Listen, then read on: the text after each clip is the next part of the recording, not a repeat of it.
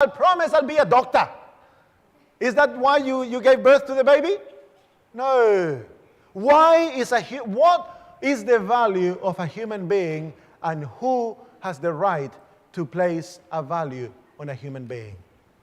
Are we worth something?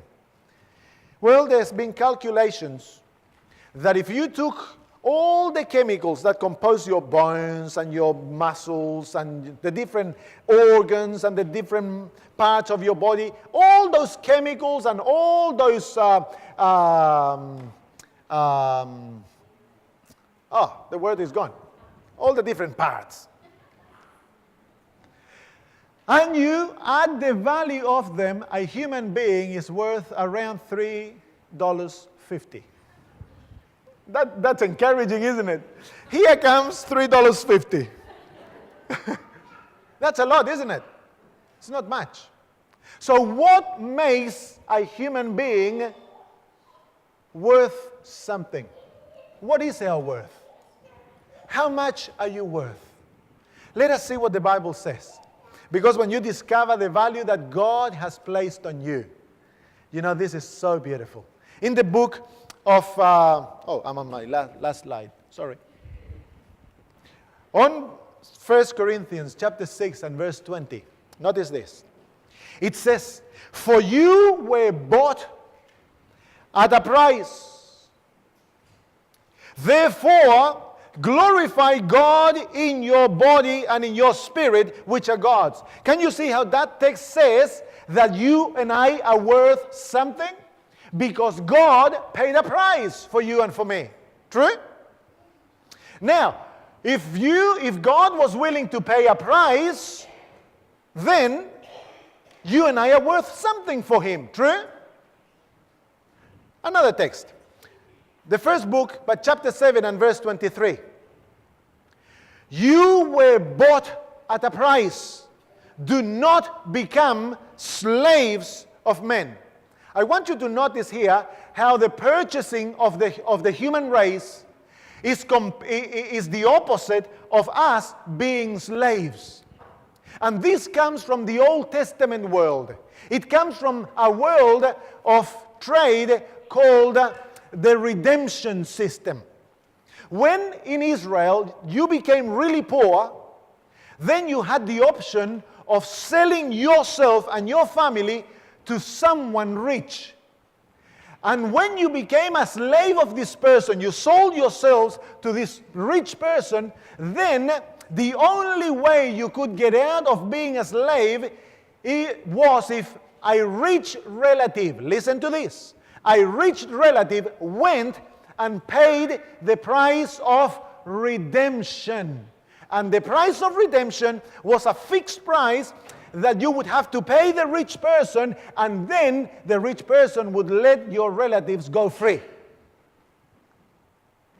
And that is the concept here in 1 Corinthians 7:23. You and I were slaves of Satan. True? You and I were enslaved in the kingdom of sin and had no hope because Adam and Eve had sold themselves to Satan as slaves. And there was no way of escaping unless a rich relative came and paid the price that humanity is worth. How much are we worth? How much would God be willing to pay for Sam Braga? Well, in the book of 1 Peter, we find these beautiful words. 1 Peter chapter 1 and verse 18. 1 Peter chapter 1 and verse 18, Peter writes, "Knowing that you were not redeemed." Notice the word, redeemed. That means you were not bought out of slavery with corruptible things, like silver or gold, from your aimless conduct received by tradition from your fathers. What Peter is saying here is that when the time came for God to place a price for you, when the time came for God to pay your price, all the silver and all the gold of this world and of the universe God could have given all the planets to Satan. God could have given absolutely everything he owns, because he owns the whole universe, true? But according to God, that was not enough. All the gold, all the silver, all the material possessions in this world cannot buy one human being. Because our price is much higher than that. Remember, who places the price on something or on someone? The owner. True? And who is our owner? God. Therefore, he has the right to value us according to what he thinks we are worth. He could have said, okay, Sam, you are worth 50 cents. But no, in the eyes of God, there is nothing in this world. All the billions of dollars that Bill Gates has cannot pay one human being. You can accumulate all the riches, all the metals, all the precious stones that are in this planet and try to buy a human being, and God would say, it's not enough. They are worth much more. What are we worth then? What is the value that God has placed on you, friend? How much are you worth? You know, tonight you may have come thinking that you are worth nothing. Maybe you've been abused at home, mistreated at work.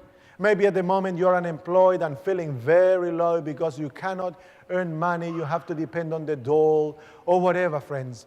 I don't know what your case may be. You may be sick. You may have been rejected when you were little.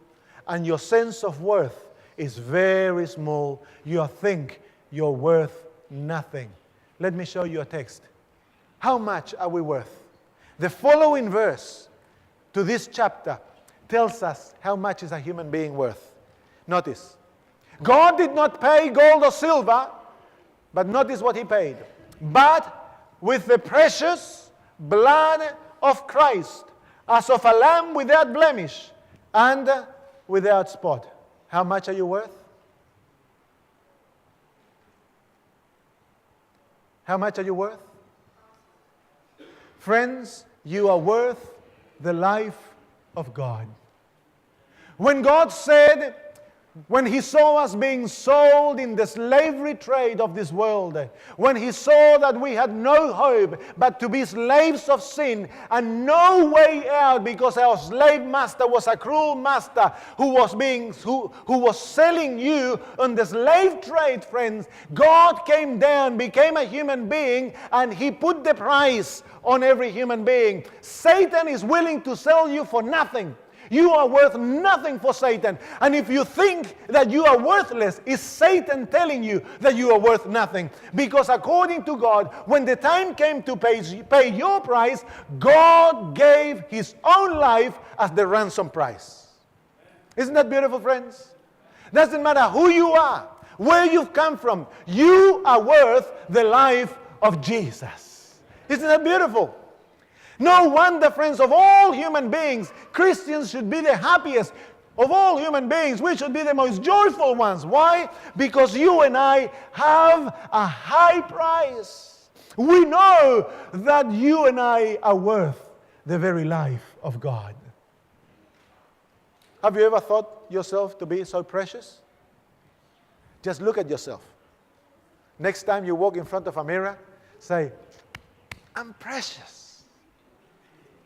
Satan wants to degrade you, to live like an animal.